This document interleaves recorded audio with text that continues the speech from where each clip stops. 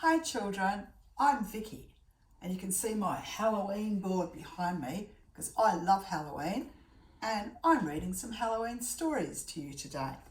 This one is called Witches and Fairies, and when I was a little girl I used to spend a lot of time in my garden going down to the bottom of the garden and looking for fairies.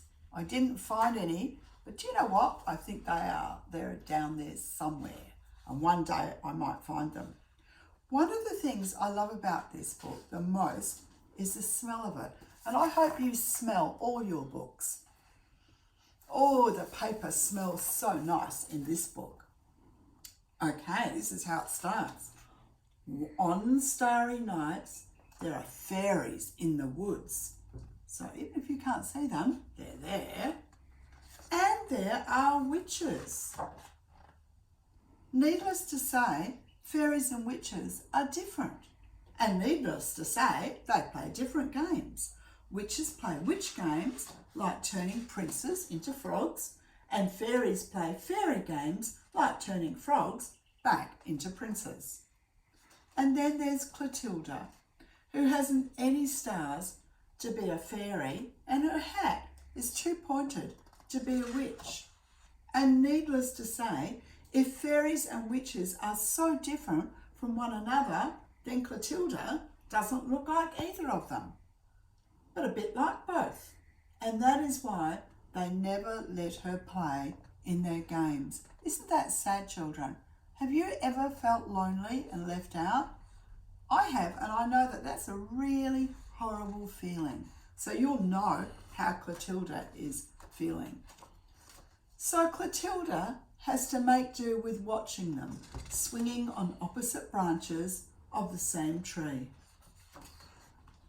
or drawing around a circle in different directions. Sometimes they ask her to referee their races of witches on broomsticks against pumpkins pulled by mice, or to referee their battles of crooked branches against magic wands.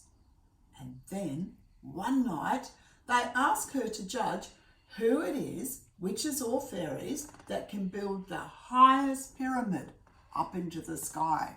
I wonder who it's going to be. They're exactly the same, says Clotilda. Impossible, they all shout. Climb our pyramid, the witches call out to her. No, climb ours, shout the fairies.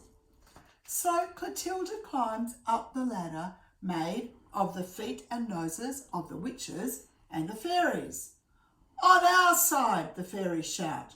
No, ours, shout the witches. But Clotilda, who isn't a fairy and who isn't a witch, goes on up, up, up and up some more until she can see straight into the eyes of the stars. She can touch the stars with the tip of the hat that is too pointed to be a witch's hat. So pointed that it tickles the stars, making them laugh. Laugh, laugh, and laugh some more. And the stars laugh so much that they can't hold on tight to the sky anymore. And so they fall. They fall, fall, fall, and fall some more, squashing the pointed hats of the fairies and sticking to the dresses of the witches. And so that night in the woods, you can't tell who is a witch and who is a fairy.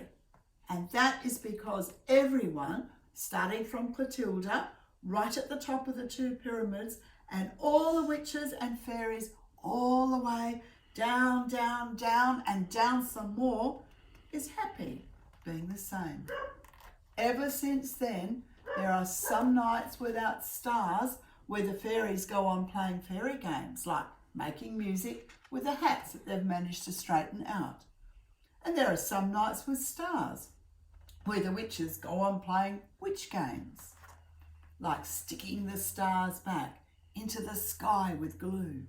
But everyone's favourite game is to play at being Clotilda and being, like most of us, a little bit fairy and a little bit witch. Isn't that a lovely story? And it's lovely that Clotilda ends up not being lonely anymore. So that was a great story. What you could do now is maybe you could draw yourself as a witch or as a fairy, or you might just simply want to draw some witches or fairies. Thank you so much for listening to my story.